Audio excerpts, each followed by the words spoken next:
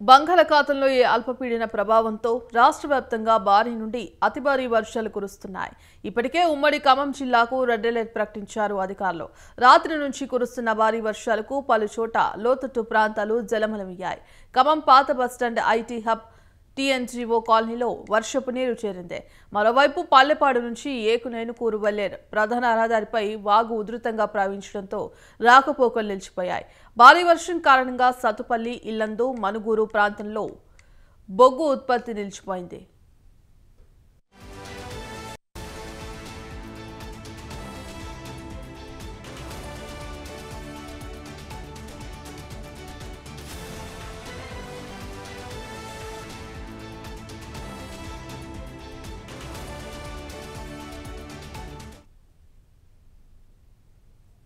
రానున్న 2 రోజుల పాటు భారీ వర్షాల నేపథ్యంలో లోతట్టు ప్రాంతాల ప్రజలు అప్రమత్తంగా ఉండాలని, అవసరమైతే తప్ప ప్రజలు బయటకు రావద్దని అధికారులు ఆదేశించారు.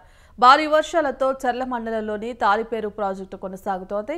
ప్రాజెక్టులోని 16 గేట్లు ఎత్తి 48,217 క్యూసెక్కుల వరద నీరు దిగువకు విడుదల చేస్తున్నారు అధికారులు.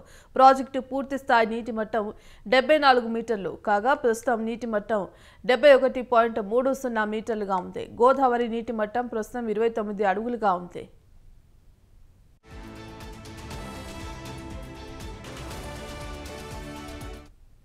ఇందుకు సంబంధించి కంప్లీట్ అప్డేట్స్ మా కరెస్పాండెంట్ అయ్యప్ప అందిస్తారు.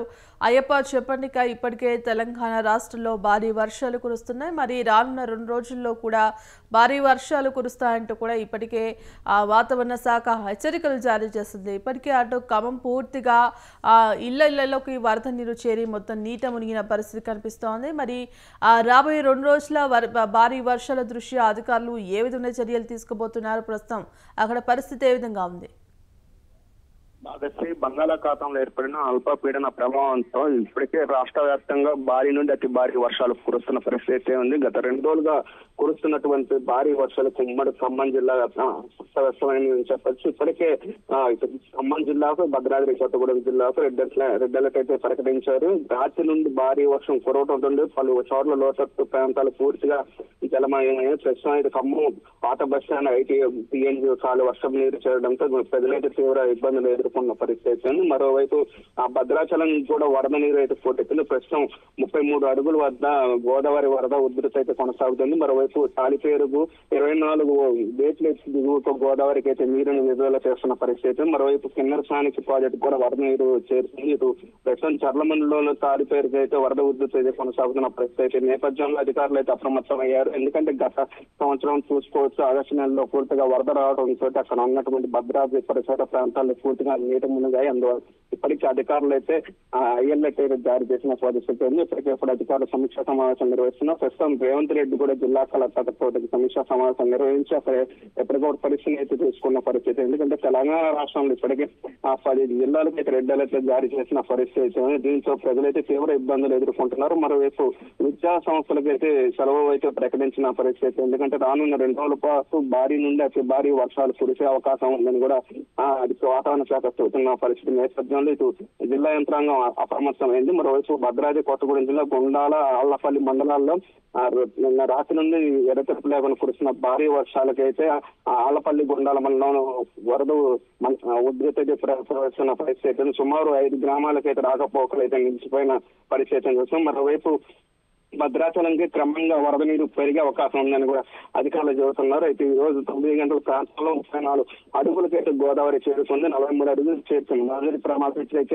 జారీ చేస్తారు. ప్రస్తుతం 5,89,700 క్యూసెక్స్ల నీరైతే దిగువకు విడుదల చేస్తున్నారు. మరోవైపు నిన్న రాత్రి కురిసిన భారీ వర్షాలకు ఇటు ఖమ్మం జిల్లా మదిర మండలంలో, చింతకాని మండలంలో కక్కలేరు వాగు ఉధృతి క్రమంలో రామకృష్ణాపురం వద్ద కూడా నీట మునిగిన వంతెనైతే నీట మునిగింది. దీంతో ఖమ్మం, బోనకల్లు వద్ద మధ్య రాకపోకలు అయితే నిలిచిపోయిన పరిస్థితి ఉంది. మరోవైపు భారీ వర్షం కారణంగా సత్తుపల్లి, సింగరేణి బొగ్గు ఉత్పత్తికి అయితే ఆటంకం ఏర్పడింది. జేవీఆర్ కృష్ణ ఓసీలో కూడా ప్రస్తుతం అయితే భారీ వర్షం కురవడంతో అక్కడ ఉన్నటువంటి ఆ బొగ్గు ఉత్పత్తి 20,000 క్యూసెక్కుల మీటర్ల మట్టి తొలగింపు ఆటంకం అయితే ఏర్పడింది. ఇటు బంగూరు, ఇల్లెందు పరిస్థితి బొగ్గు ఉత్పత్తికి అయితే ఆటంకం ఏర్పడింది. మరో 2 రోజుల పాటు భారీ నుండి అతి భారీ వర్షాలు అయితే కురిసే అవకాశం ఉందని ఇప్పటికే వాతావరణ హెచ్చరిక చేసిన నేపథ్యంలో మరింత వరద ఉధృతి అయితే అది గోదావరికి పెరిగే అవకాశం ఉందని చెబుతున్నాను.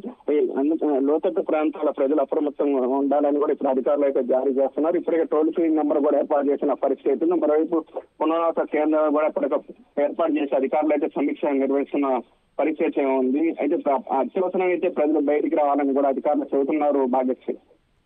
అయ్యప్ప, ఇప్పటికే ఈ భారీ వర్షాల నేపథ్యంలో కూడా అటు ఖమ్మం కావచ్చు, ఇటు కామారెడ్డి కావచ్చు, పూర్తిగా నీట మునిగిన పరిస్థితి కనిపిస్తోంది. మరి ఇప్పటికే గత 2 రోజులు కురిసిన వర్షాలకే ఇంత పెద్ద మొత్తంలో కూడా ఇళ్లలోకి వరద నీరు చేరి తీవ్ర ఇబ్బందులు ఎదుర్కోవాల్సి వస్తోంది. మరి రాబోయే 2 రోజులు కూడా ఇంకా అతి భారీ వర్షాలు కురుస్తాయంటూ కూడా ఇప్పటికే మరి వాతావరణ శాఖ సూచించింది. మరి ఇందుకు సంబంధించి అధికారులు ఏ విధమైన చర్యలు తీసుకోబోతున్నారు? ప్రస్తుతం అయితే సీఎం రేవంత్ రెడ్డి ఎప్పటికప్పుడు జిల్లా యంత్రాంగంతో సమీక్షా సమావేశాలు నిర్వహిస్తున్నారు. ప్రస్తుతం CM Revanth Reddy aerial survey ద్వారా ఎక్కడైతే వరద ముంపు గ్రామాలను అయితే పర్యటించనున్నారు. ఇప్పటికే మంత్రి తుమ్మల నాగేశ్వరరావుతో పాటు శ్రీధర్ బాబు, ఇటు పొంగిలేటి శ్రీనివాస్ రెడ్డి కూడా సమీక్షా సమావేశాలు నిర్వహించారు. అధికారులకు ఎప్పటికప్పుడు అయితే ఆదేశాలు జారీ చేస్తున్నారు. ఎట్టి పరిస్థితుల్లో ప్రజలకు ఇబ్బందులు కలగకుండా వాళ్ళ సురక్షిత ప్రాంతాలకి తరలించాలని కూడా ఇప్పటికీ ఆదేశాలు జారీ చేశారు. ఎందుకంటే ఊహించిన ఘటనతో ఇటు మెదక్ కావచ్చు, ఇటు నిర్మల్, నిజామాబాద్, కామారెడ్డి, మెదక్ అతి భారీ వర్షాలు కురవడంతో ఊహించిన ఎఫెక్ట్ తోటి అక్కడ ఉన్నటువంటి పూర్తిగా నీట మునిగిన పరిస్థితి ఉంది. అక్కడ ఉన్నటువంటి పాఠశాల హాస్టల్లో కూడా విద్యార్థులు వేసి దిక్కుమని జరిగిన పరిస్థితి ఉంది. ఎందుకంటే సడన్ గా జరిగిన ఈ విపత్తుతో అక్కడ ఉన్నటువంటి ప్రజలైతే తీవ్ర ఇబ్బందులు ఎదుర్కొన్నారు. ప్రస్తుతం రెడ్ అలర్ట్ అయితే జారీ చేశారు. ఇటు నిర్మల్, నిజామాబాద్, కామారెడ్డి, మెదక్ జిల్లాలో రెడ్ అలర్ట్ అయితే జారీ చేసిన పరిస్థితి ఉంది. రాష్ట్రంలో మరి ఆరెంజ్ అలర్ట్